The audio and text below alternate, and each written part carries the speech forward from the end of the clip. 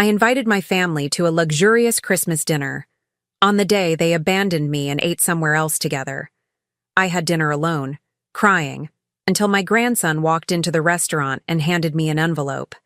When I opened it, that key and DNA test changed everything. I'm glad to have you here.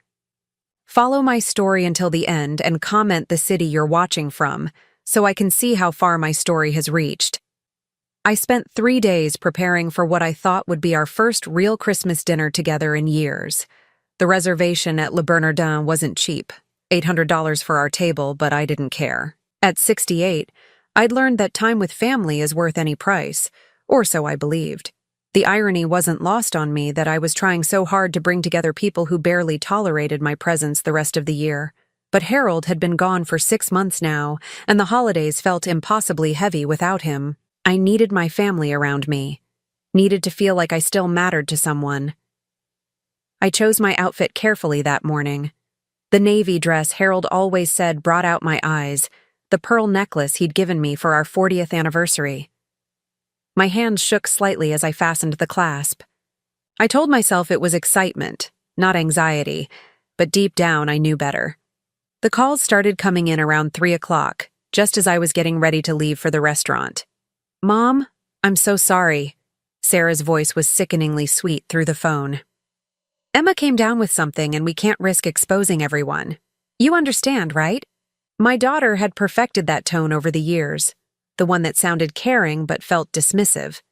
Emma was my granddaughter, Sarah's youngest, and supposedly my pride and joy, though I hadn't seen her in months. "Of course, dear," I heard myself saying. "Is there anything I can do to help?" No, we'll be fine. Rain check? Rain check. As if family dinners were tennis matches to be rescheduled at convenience. 20 minutes later, my son Michael called. "Mom, listen, I'm stuck at the office. This deal is falling apart, and I need to stay and fix it. You know how it is." I knew how it was. Michael's deals were always more important than his mother. They had been for 30 years. "What about Jennifer and the kids?" I asked, referring to his wife and my other grandchildren. "They're actually helping Sarah with Emma. You know, trying to keep the kids occupied while she's sick." Something cold settled in my stomach. "They're all together?" A pause. "Well, yeah, but just for a few hours. Nothing planned or anything." Nothing planned. Right. The final call came from my youngest, David. His excuse was the most creative yet.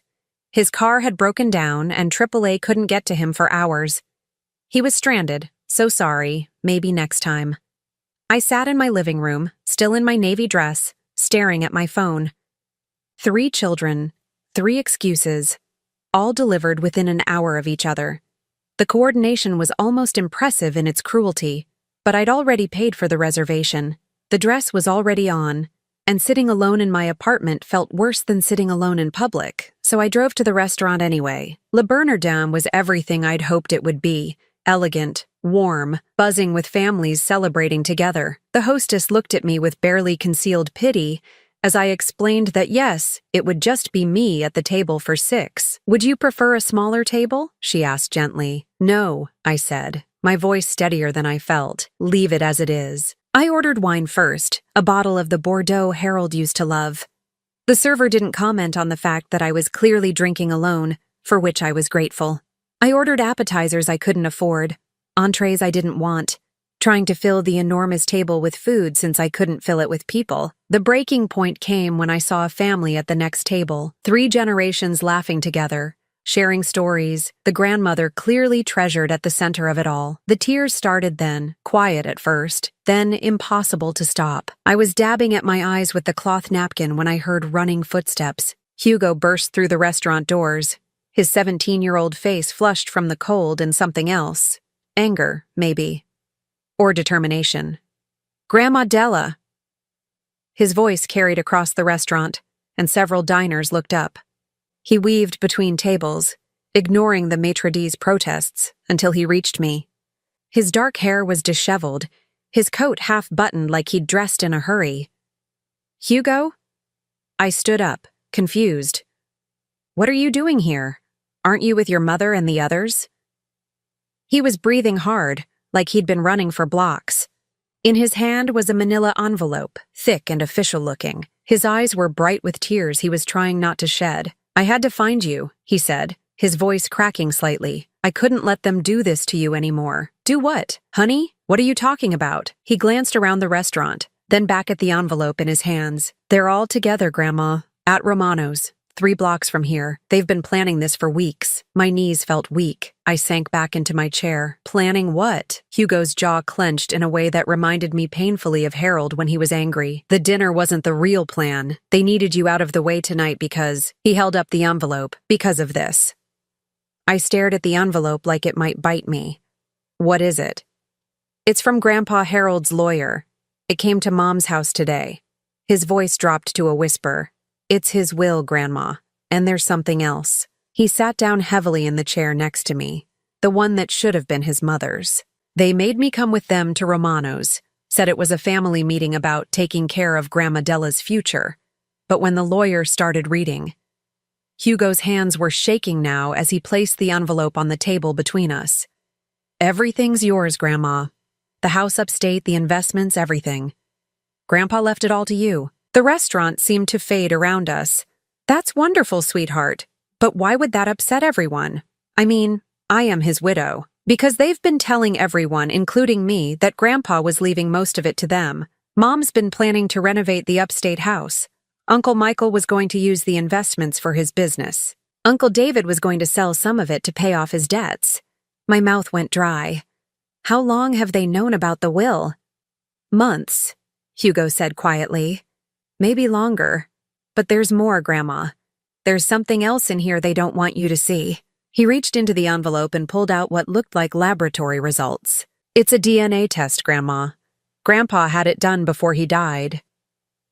I took the papers with trembling hands, squinting at the scientific language I couldn't quite understand. But some things were clear enough. The test was comparing Hugo's DNA to my family's. "I don't understand," I whispered. Hugo's voice was barely audible now. "I'm not really your grandson, Grandma Della. I'm not Mom's biological son. She adopted me when I was 2, but she never told you the truth. She's been using me all these years to get money from you and Grandpa, pretending I was blood family." The papers fluttered from my hands to the floor. The wine glass tipped over, red liquid spreading across the white tablecloth like blood. Everything I thought I knew about my family, about my life, was crumbling around me. But as I looked at Hugo, this boy who had run through the streets to find me, who had chosen truth over the lies that had sustained him for 15 years, I realized something else was beginning. Something that might, for the first time in years, be real. Hugo helped me to the restroom where I splashed cold water on my face and tried to process what he'd just told me. My reflection in the mirror looked older than my 68 years. The carefully applied makeup now streaked with tears. But my eyes looked different somehow. Awake, maybe, for the first time in years. When we returned to the table, I made Hugo eat something while he told me the whole story. His voice was steady now, like he'd been holding this secret for so long that finally sharing it was a relief. "The lawyer's office was nothing like I expected," he began, picking at the bread basket. "Mr. Peterson had this huge mahogany desk and all these legal books everywhere. Mom, Uncle Michael, and Uncle David were sitting there looking so confident, like they already knew what they were going to inherit." I poured myself another glass of wine, my hands steadier now. "How long have they known about the will reading?" Mom got the call 3 weeks ago. She made this whole production about how sad it was that we had to deal with Grandpa's affairs, but I could tell she was excited. She kept talking about what we could do with the upstate house, how it needed updating, how we could make it into something really special. The upstate house. Harold and I had bought it 30 years ago as our retirement dream. We'd spent every summer there, reading on the porch, swimming in the lake, planning our golden years together. The idea of Sarah gutting it and turning it into some showpiece made my stomach turn. Then what happened at the lawyer's office? Hugo took a sip of water before continuing. Mr. Peterson started reading the will, and at first everything seemed normal. Small bequests to charities, some personal items for the kids. But then he got to the big stuff, the house, the investments, the savings accounts. And every single thing was left to you. I could picture the scene. My 3 children sitting there, confident smiles slowly fading as they realized their inheritance wasn't coming. Mom's face went completely white. Hugo continued. Uncle Michael started arguing with the lawyer, saying there must be some mistake, that Grandpa had promised them things. Uncle David just sat there with his mouth open. What did the lawyer say? He was really professional about it, but firm. He said the will was very clear and had been updated just 6 months before Grandpa died. Everything goes to you, with one exception. If something happens to you, then it all goes to the grandchildren equally, bypassed the middle generation entirely. That sounded like Harold. He'd always been protective of me, sometimes more than I realized. Even in death, he was looking out for my interests. But then Mr. Peterson pulled out another envelope. Hugo's voice dropped. He said Grandpa had left specific instructions about when to open it. It was only supposed to be opened if there were any disputes about the will or if anyone questioned the legitimacy of family relationships. My heart started pounding again. The DNA test. Right. Mr. Peterson said Grandpa had been concerned about some things he'd overheard at family gatherings. People talking about money, making plans. He wanted to make sure he knew exactly who was really family and who wasn't. I thought back to our last few family dinners before Harold died. He'd been quieter than usual, watching everyone more carefully.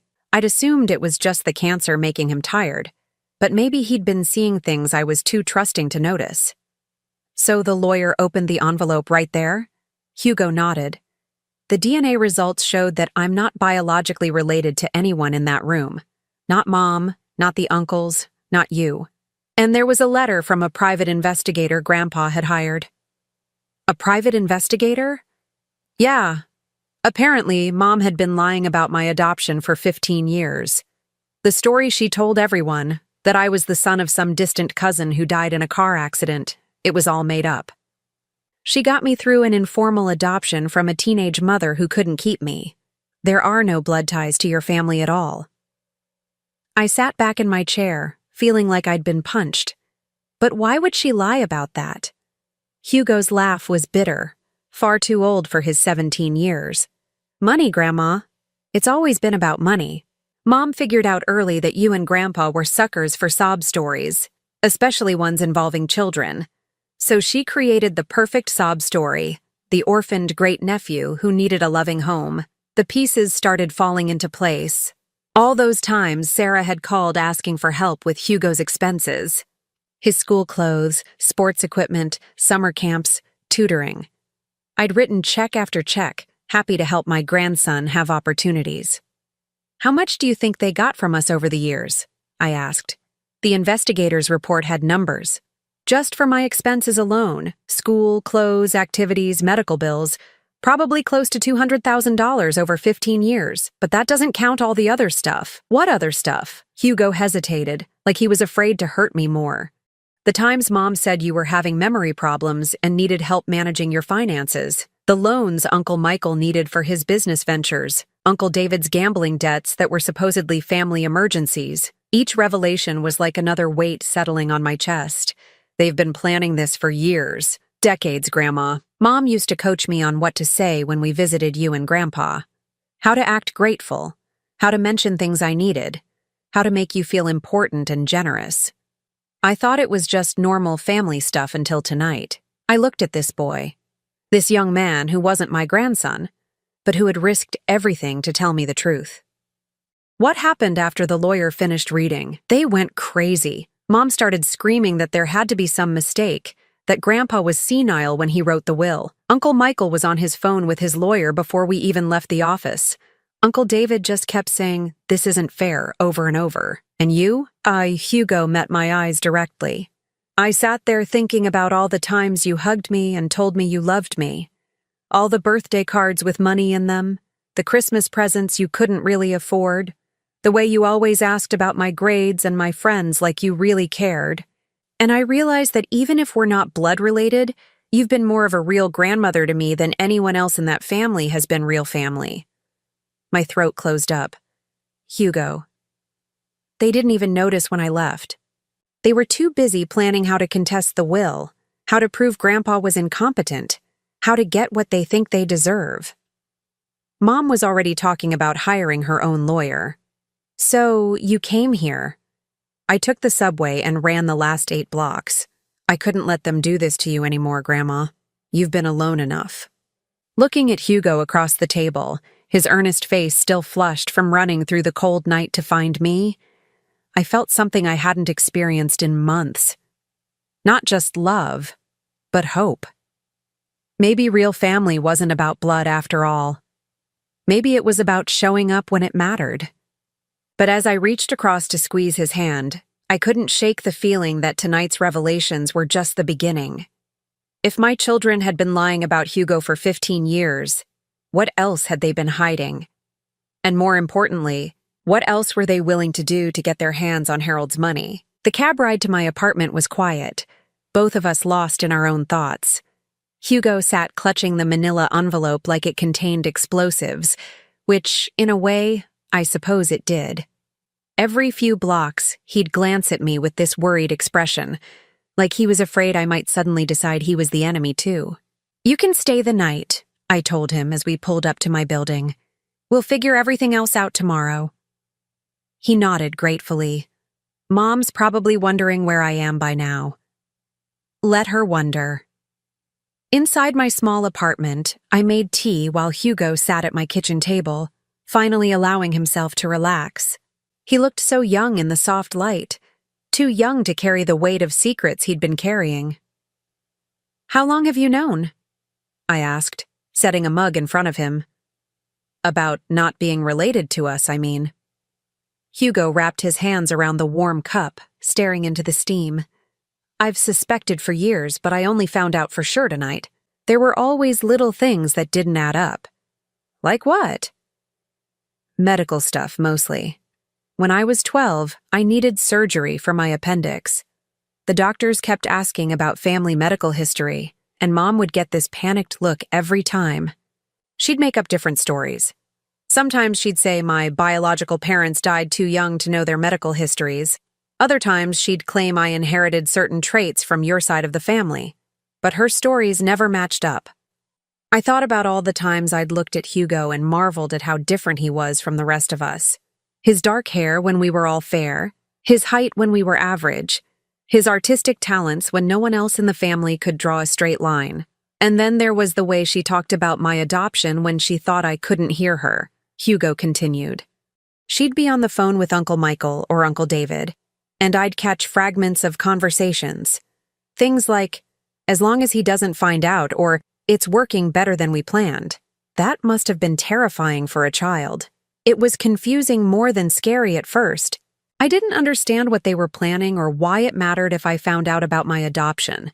Lots of kids are adopted, right? But as I got older, I started noticing the pattern. What pattern? Hugo took a sip of tea before answering. Every time you and Grandpa were generous, every birthday check, every Christmas gift, every time you paid for something I needed, Mom would get this satisfied look, like she'd accomplished something. And she'd always make sure I called to thank you personally, coached me on exactly what to say to make you feel good about helping. My heart ached thinking about this little boy being taught to manipulate people who loved him. Did you understand what was happening? Not really. Not until I was older. When I was little, I just thought that's how families worked. But around 13 or 14, I started paying more attention to how Mom talked about money, how she'd time her requests for help, how she'd bring me along when she wanted to ask you and Grandpa for something. She used you as emotional leverage. Exactly. She'd have me wear my school uniform when we visited if she wanted to talk about tuition costs. She'd make sure I mentioned if I needed new clothes or sports equipment. She'd even coach me to look sad if she was planning to ask for money for some emergency. I set down my teacup harder than I intended, anger rising in my chest. That's despicable. The worst part was that I genuinely loved spending time with you and Grandpa. Those weren't fake feelings, even if the circumstances were orchestrated. You two were the only adults in my life who seemed to care about what I was thinking and feeling, not just what I could do for you. That broke something inside me. This boy had been starved for genuine affection, while being used as a tool for financial manipulation. Hugo, honey, I need you to know that our love for you was never conditional on whether you were biologically related to us. His eyes filled with tears he'd been holding back all evening. I hoped that was true, but I wasn't sure. I've spent years wondering if you'd still care about me if you knew the truth. Well, now you know. We sat in comfortable silence for a few minutes, both processing the enormity of what had been revealed. Then Hugo spoke again, his voice quieter. There's something else I need to tell you about tonight. Something that happened after I left the lawyer's office. What? I didn't go straight to find you. First, I went back to Mom's house to get some of my things. I thought maybe I could avoid the confrontation, just disappear for a while until things calmed down. But they were already there, and they were planning something. My stomach clenched. What kind of planning? They were on conference call with some lawyer Uncle Michael knows. They were discussing how to challenge the will, but not just on the grounds of Grandpa's mental competency. They want to challenge my right to any inheritance as a fraudulent heir. What does that mean? Hugo's hands shook slightly as he set down his teacup. It means they're planning to throw me under the bus to save themselves. They want to argue that because I'm not really family, any gifts or money you and Grandpa gave me over the years were obtained under false pretenses. They think if they can prove fraud, they can void parts of the will. The cruelty of it took my breath away. They're willing to destroy a 17-year-old boy to get their hands on money. It gets worse, Grandma. They were also talking about having you declared incompetent. What? Uncle Michael was saying that your poor judgment in continuing to support me after learning the truth about my adoption could be evidence of diminished mental capacity. They think if they can prove you're not mentally fit to handle your inheritance, they can get themselves appointed as your guardians and control the money that way. I felt like the walls were closing in around me. My own children weren't just willing to steal from me. They were prepared to destroy my autonomy, my dignity, my relationships, anything that stood between them and Harold's money. Did they see you listening? No, I was in my room with the door cracked. But I heard enough to know that they're meeting with the lawyer tomorrow morning to start the process. Mom was talking about finding doctors who would testify about your mental state. Uncle David was researching guardianship laws. And Uncle Michael was already calculating how to divide the inheritance once they get control of it. And what about you? What happens to you in their plan? Hugo's smile was bitter and far too mature for his age. I become the victim they're protecting you from, the con artist who manipulated a poor old woman out of her money. They're planning to paint themselves as the loving children who discovered the fraud and stepped in to save their mother from further exploitation. The beautiful thing about hitting rock bottom, I realized, is that you finally stop being afraid of falling. My children had revealed themselves to be capable of any betrayal, any cruelty, in service of their greed. There was nothing left for them to take from me except my dignity, and I'd be damned if I'd let them have that too. Hugo, I said, my voice steadier than it had been all evening. How would you feel about helping me beat them at their own game? For the first time since he'd burst into the restaurant, Hugo smiled. A real smile, full of hope and determination. I'd feel like finally, someone in this family is fighting back. Good, I said, reaching for Harold's address book, because tomorrow we're going to pay a visit to Mr. Peterson ourselves. And then we're going to that house upstate to see what other surprises Harold might have left for us. What I didn't tell Hugo was that I was already forming a plan that would give my children exactly what they deserved, and it wouldn't require me to sink to their level to do it. Harold had always been 3 steps ahead of everyone else. If I knew my husband, this inheritance was just the beginning of the protection he'd built around me. It was time to find out what else he'd been planning. The next morning, I woke up with a clarity I hadn't felt in months. Hugo was still asleep on my couch, curled up under Harold's old Afghan, looking peaceful for the first time since I'd known him. I made coffee quietly and called Mr. Peterson's office as soon as it opened. Mrs. Holloway, his secretary said warmly, Mr. Peterson was hoping to hear from you. Can you come in this morning? He has some additional documents your husband left with specific instructions about when to release them. More documents. Harold really had been planning for everything. Hugo stirred as I was getting dressed, sitting up and rubbing his eyes like a confused child. For a moment, I could see the little boy he'd been when Sarah first brought him around. Sweet, uncertain, trying so hard to please everyone. How are you feeling? I asked. Like I slept for the first time in years, he said, and I knew exactly what he meant. We took a cab to Mr. Peterson's office, a modest building downtown that had been Harold's lawyer's practice for over 30 years. Peterson himself was probably close to my age, with kind eyes behind wire-rimmed glasses and the patient demeanor of someone who'd spent decades helping families navigate their worst moments. "Mrs. Holloway," he said, standing as we entered his office. "And you must be Hugo. Your grandfather spoke about you often." Hugo looked surprised. "He did?" "Oh, yes. He was very concerned about your welfare. In fact, that's part of why we're here today." Mr. Peterson gestured for us to sit.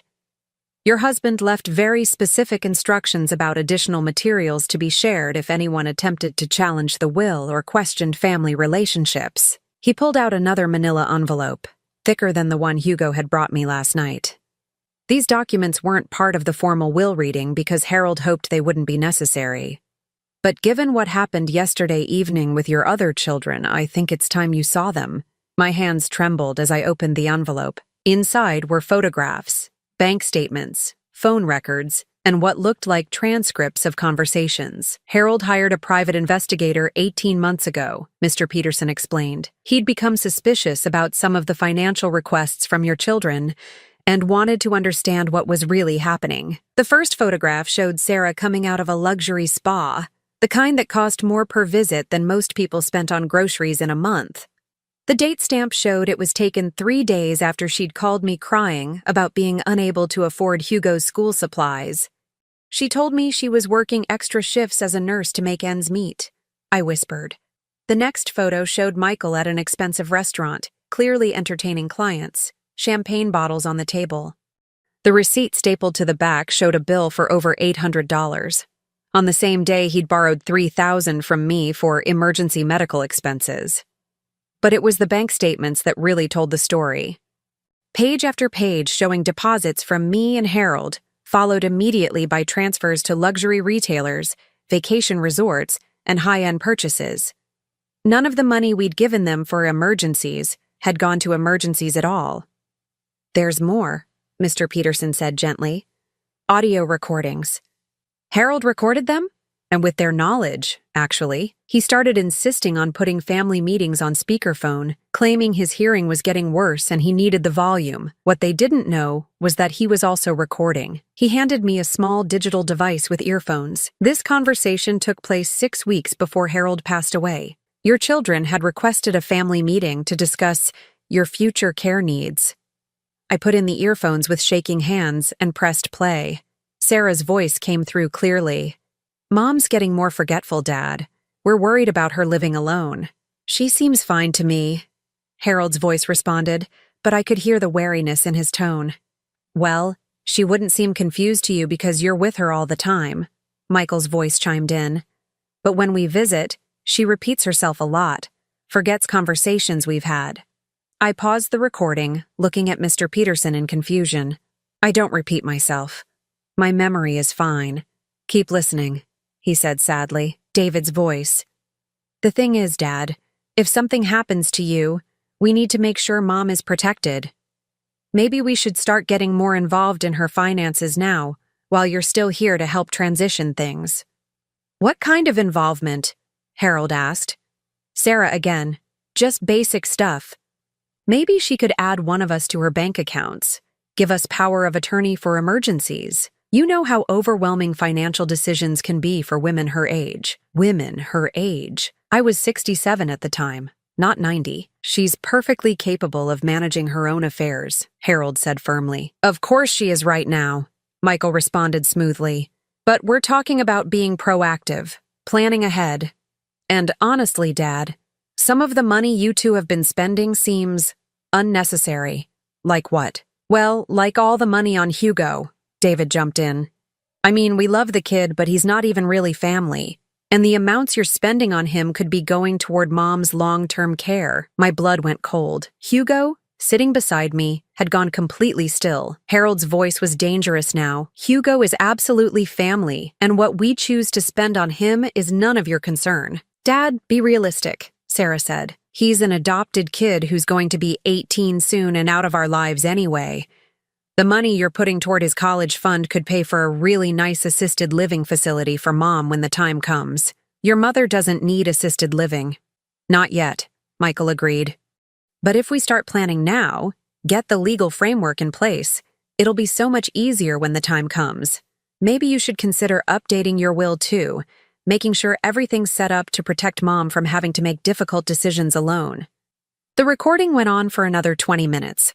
My children systematically laying out their plan to strip away my autonomy and independence while convincing Harold it was for my own good. They painted a picture of me as a declining, helpless woman who needed their protection from my own poor judgment. What was most chilling was how reasonable they sounded, how they framed every suggestion as being motivated by love and concern. When the recording ended, I sat in silence for a long moment. Mr. Peterson handed me a tissue. "There are 12 more recordings like this," he said, "each one showing a pattern of your children trying to gain control over your finances while systematically undermining your competency in your husband's eyes." But Harold saw through it. Completely. He was furious. That's when he hired the investigator and started making plans to protect you. Mr. Peterson pulled out another document. "This is a comprehensive financial analysis of every dollar you and Harold gave your children over the past 15 years. The number at the bottom of the page made me dizzy. $847,000. Almost $1 million, I breathed. Money that was supposed to go toward emergencies, medical bills, education, basic living expenses. The investigator tracked where it actually went. He flipped to another page. Luxury vacations, designer clothes, expensive cars, home renovations, spa treatments, high-end electronics. Your children have been living a lifestyle far above their means, funded entirely by your generosity." Hugo spoke for the first time since we'd arrived. They were never struggling. "Not even close," Mr. Peterson confirmed. "And they've been planning this inheritance grab for years.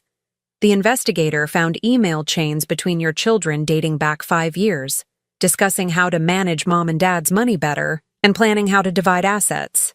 He handed me one more document. "This is the most important one. It's a detailed plan Harold created for what would happen if your children attempted to challenge his will or question your mental competency." The document was titled Protection Protocol for Della Holloway, and it was 15 pages of the most thorough legal planning I'd ever seen. Harold had anticipated every move my children might make and created countermeasures for each one. "He's given you multiple ways to protect yourself," Mr. Peterson explained. "Legal, financial, and even personal safety measures. But the most important thing is this." He pointed to a clause near the end. "Any heir who challenges the will or attempts to have you declared incompetent automatically forfeits any claim to the estate, and their portion goes directly to you. So if they try to fight this, they lose everything." Harold made sure of that. He also set up a trust that becomes active if anyone tries to challenge your mental competency. It immediately places all assets under the control of an independent trustee until the challenges are resolved. I looked at Hugo, who was reading over my shoulder, his eyes wide with amazement. "Your grandfather really did think of everything," Mr. Peterson said. "But there's one more thing. He left you a letter to be opened only after you'd seen all this evidence. He handed me a sealed envelope with Harold's handwriting, for my beloved Della, when you're ready to fight back." As I tore open the envelope, I realized that Harold hadn't just left me an inheritance. He'd left me the tools to reclaim my life and protect the people who truly mattered. Like the young man sitting beside me, who'd risked everything to tell me the truth. My children thought they were 3 steps ahead, but Harold had been playing a completely different game. And now it was my turn to make the next move. The drive to the upstate house took 2 hours, Hugo and I mostly silent as we wound through the familiar roads Harold and I had traveled together for 3 decades. Every curve brought back memories. The first time we'd seen the property, the summers we'd spent renovating it ourselves, the quiet evenings on the porch watching the sunset over the lake. I'd read Harold's letter twice before we left Mr. Peterson's office, and I was still processing his words. The man I'd lived with for 45 years had known things about our children that I'd been too trusting to see. But more than that, he'd loved me enough to spend his final months building a fortress around me. "Are you nervous?" Hugo asked as we turned into the long gravel driveway. I don't think nervous is the right word, I said, looking at the house rising before us. I think I'm ready. The house looked exactly as we'd left it the weekend before Harold's diagnosis. Same blue shutters, same wraparound porch, same flower boxes that would need planting soon. But knowing it was truly mine now, that Harold had made sure of it, changed everything about how it felt. Hugo helped me with the key Mr. Peterson had given us, not the old key we'd always used, but a new one Harold had apparently made. Inside, the house smelled like the lavender sachets I'd left in all the drawers, mixed with the faint scent of the wood polish Harold had always insisted on using. It's beautiful, Grandma, Hugo said, looking around the main room with its stone fireplace and walls lined with books. I can see why Mom wanted to renovate it. Your mother wanted to gut it, I corrected. She always said it was too old-fashioned, too small, too quiet. She wanted to turn it into some kind of showplace. I walked through the room slowly, remembering. The kitchen where Harold and I had cooked together every morning. The reading nook where we'd spent rainy afternoons. The bedroom where we'd planned our retirement dreams. But it was in Harold's study that I found what he'd left for me. The room looked normal at first glance. His desk still covered with the crossword puzzles he'd never finished. His reading glasses still folded on top of a half-read biography. But there was an envelope on his desk that hadn't been there before. My name written in his careful handwriting. This is it, I whispered, my hands shaking as I picked it up. Hugo stood quietly in the doorway as I sat in Harold's chair and opened the envelope. Inside were 3 sheets of his cream-colored stationery, covered with the writing I knew as well as my own. My dearest Della, it began, and I had to stop reading for a moment to compose myself. If you're reading this, it means our children have shown you who they really are, and you've finally seen what I've been seeing for years. I'm sorry, my love. I'm sorry you had to discover their true nature this way, and I'm sorry I couldn't protect you from this pain while I was still with you. But I want you to know that every decision I made about our estate, every precaution I took, every document I had prepared, all of it was done out of love for you. Not anger at them, though God knows I was angry. Love for you, and determination that you would never be at their mercy. I know you think you failed as a mother. You've said it to me so many times over the years, especially after particularly difficult encounters with Sarah, Michael, or David. You've blamed yourself for their selfishness, their entitlement, their coldness toward you. But Della, sweetheart, you didn't fail. They did. You gave them everything a parent should give: love, support, guidance, opportunities. You sacrificed your own dreams to help them achieve theirs.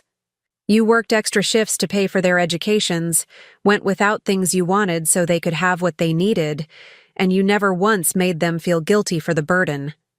The problem was never your love, Della. The problem was that they learned to see your love as weakness, your generosity as something they were entitled to, your forgiveness as permission to hurt you again. I watched it happen gradually over the years. Each time you bailed them out of financial trouble they'd created themselves. Each time you forgave them for missing important events in your life. Each time you made excuses for their behavior to other people. They learned that there were no consequences for treating you badly, so they kept pushing further. I should have intervened sooner. I should have insisted we stop enabling them years ago. But I knew how much you loved them, and I couldn't bear to be the one to make you choose between your husband and your children. So I stayed quiet and watched them break your heart over and over again. But when they started talking about managing your finances and questioning your mental competency, I couldn't stay quiet anymore. The things they said about you when they thought I wasn't listening, the way they talked about you like you were already gone, like you were an obstacle to their inheritance rather than their mother, it made me realize they were capable of anything. So I made my plans, not to punish them, though they deserve punishment. I made my plans to protect you. Every dollar I left you is yours to do with as you choose. Every legal protection I put in place is there to ensure your independence. Every piece of evidence I gathered is there to defend you if they try to paint you as incompetent. But more than that, Della, I wanted to make sure you understood something. You are not responsible for their choices. You are not obligated to sacrifice your peace for their greed. You are not required to set yourself on fire to keep them warm. The woman I married 45 years ago was strong, independent, and capable of anything she set her mind to. The only thing that changed over the years was that you let other people convince you otherwise. But that woman is still there, my love. She's been waiting for permission to stand up for herself. Consider this letter your permission. Hugo is a good boy, Della. I know he's not our biological grandson, but he's shown more loyalty and love to our family than our own children ever have. If you choose to keep him in your life, you have my complete support. If he chooses to stay with you instead of them, I think you'll both be better for it. I've left some additional funds in a separate account for his education. Not because he's entitled to it by blood, but because he's earned it by being the kind of person our actual grandchildren never learned to be. The account information is in the safe behind my diploma. The combination is your birthday. There's also something else in the safe that I want you to have. It's a deed to the lot next to this house. I bought it 5 years ago, thinking we might want to build a guest cottage someday. I never told you because I wanted it to be a surprise for our 50th anniversary. We won't make it to 50 years together, but I want you to have it anyway. Build something beautiful there, Della. Build something that's entirely yours. The children will try to come back into your life once they realize they can't break the will. They'll apologize, make promises, swear they've changed. They'll use whatever emotional leverage they think will work. Guilt about breaking up the family, concern for your health, claims that they were just trying to protect you. Don't believe them. People who are capable of the level of manipulation and betrayal they've shown you don't change just because their plans fail. They'll be back for the same reason they've always been there. Because they want something from you. But you don't owe them anything anymore, my love. You've already given them more than any parent should have to give. The rest of your life is yours to live however you choose. I hope you choose to be happy. I hope you choose to travel to all those places we talked about visiting. I hope you choose to spoil yourself the way you spent your whole life spoiling everyone else. I hope you choose to surround yourself only with people who love you for who you are, not what you can give them. And I hope you know, every single day, how much you were loved, not just by me, though I loved you more than I ever found words to express, but by everyone whose life you touched with your kindness, your generosity, your enormous heart. You are enough, Della. You have always been enough, and you deserve every good thing life has to offer. All my love, always and forever, Harold P.S. The wine cellar has been restocked with that Bordeaux you love. I may be gone, but I'm still taking care of you. By the time I finished reading, tears were streaming down my face, but they weren't tears of sadness. They were tears of relief, of recognition, of feeling truly seen and loved for the first time in years. Hugo had quietly entered the room and was sitting in the chair across from the desk, his own eyes wet with tears. "He really loved you," he said softly. "He really did." I folded the letter carefully and held it against my chest. And he was right about everything. I looked around Harold's study, at the safe behind his diploma, at the windows overlooking the property that was now truly mine. For the first time since his death, I felt Harold's presence not as a loss, but as a gift. He was still protecting me, still guiding me, still loving me. And he'd given me everything I needed to finally stand up for myself. "Come on," I said to Hugo, standing up with more energy than I'd felt in months. "Let's see what else your grandfather left us." But first, I had some phone calls to make. 3 phone calls, actually, to 3 people who were about to learn that their mother was not the weak, manipulable woman they thought she was. It was time to show them exactly who they'd been dealing with all these years. 6 months later, I stood on the porch of the lake house watching Hugo graduate from the local high school. He'd transferred for his senior year, claiming he wanted a fresh start, but I knew the real reason. He wanted to stay with me, and I wanted him to stay too. The guest cottage Harold had dreamed of was almost finished, rising from the lot next to the main house like something out of a fairy tale. Hugo had designed it himself. He'd always been artistic, though his mother had never encouraged that side of him.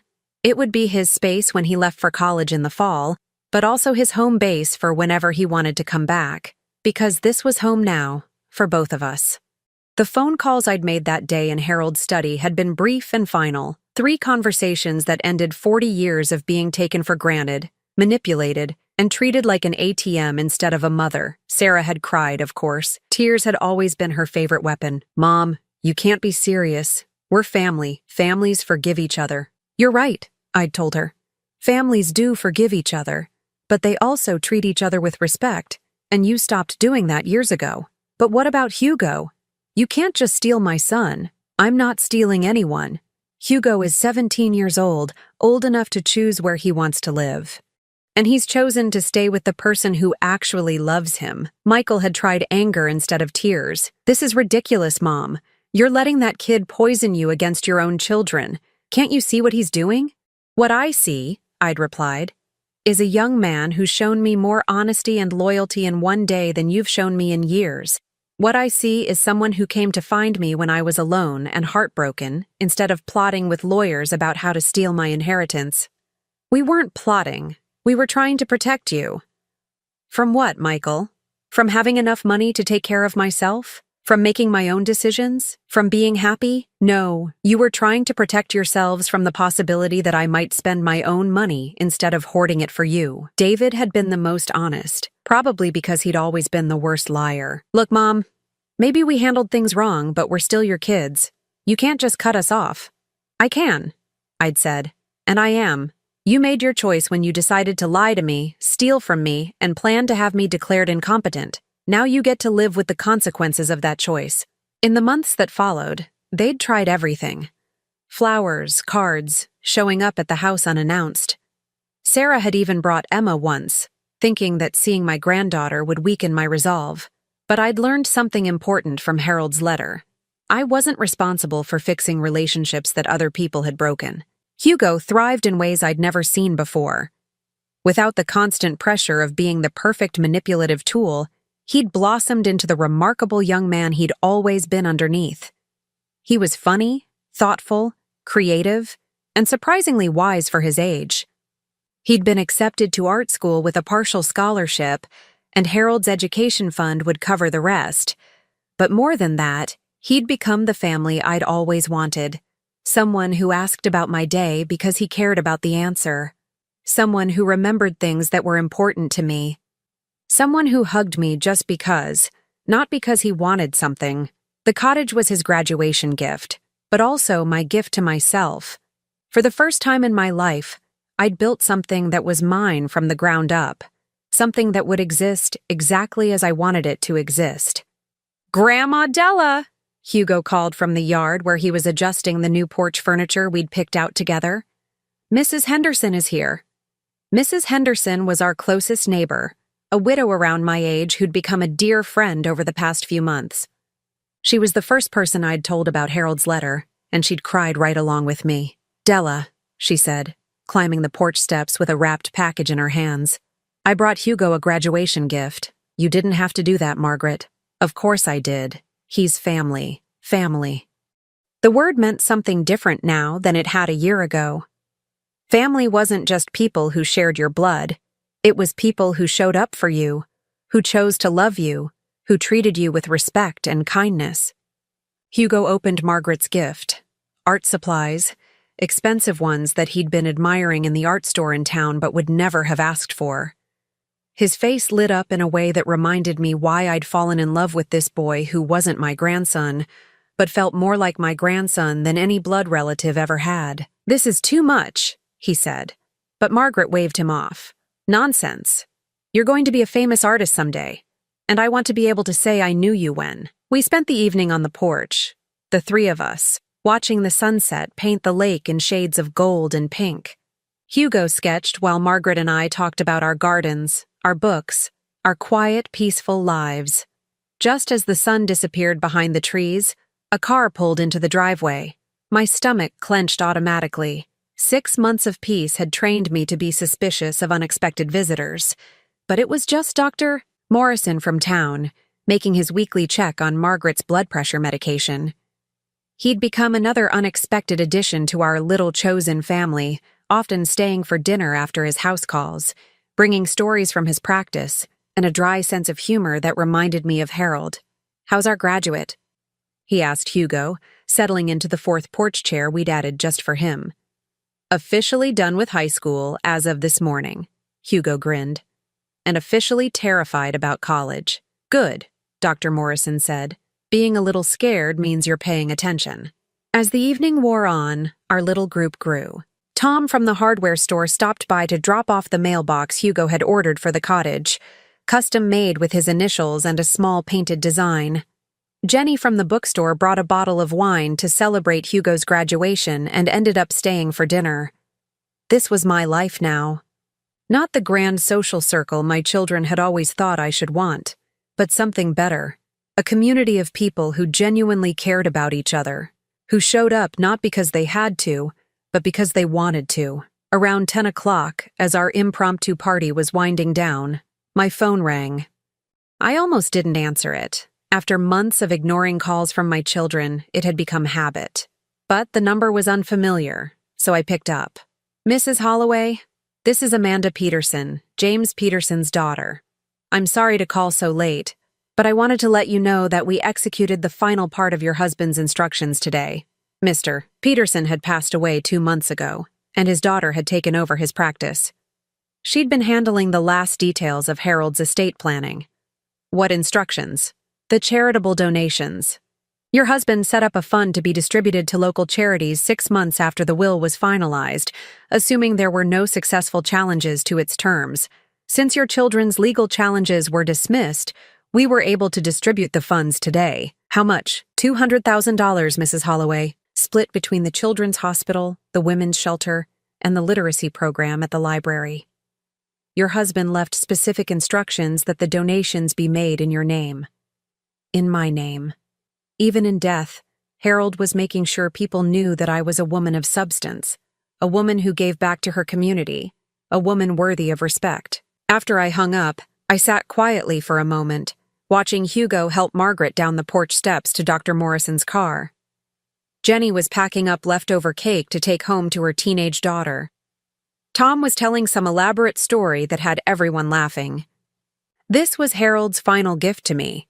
Not just the money or the house or the legal protections, but the permission to build a life that made me happy. Permission to stop trying to earn love from people who were incapable of giving it, and to accept love from people who offered it freely. Hugo came back up onto the porch and sat in the chair next to mine. Good day? He asked. The best, I said, and meant it. Grandma Della, he said quietly. I know I'm not really your grandson. I know the DNA test proved that, but you're the realest family I've ever had. I reached over and took his hand. This young man who'd risked everything to tell me the truth, who'd chosen me when choosing me, cost him everything else he'd known. Hugo, I said, blood doesn't make family. Love makes family. Choice makes family. Showing up makes family. And you've been more family to me than anyone else in my life. We sat in comfortable silence, watching the stars reflect on the lake, listening to the peaceful sounds of the night. Tomorrow, Hugo would start packing for college. In the fall, I'd drive him to school and help him move into his dorm room, just like any proud grandmother would do. And when he came home for holidays, it would be to this house, to this life we'd built together, to this family we'd chosen.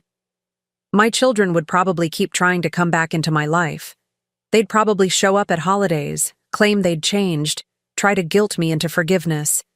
But I had Harold's letter in my dresser drawer, and I read it whenever I needed reminding of who I was and what I deserved. I deserved peace. I deserved respect. I deserved to be loved for who I was, not what I could provide. And sitting here on this porch, surrounded by people who saw me clearly and loved me anyway, I finally had all three. The lake was perfectly still, reflecting the stars like a mirror. Everything was exactly as it should be.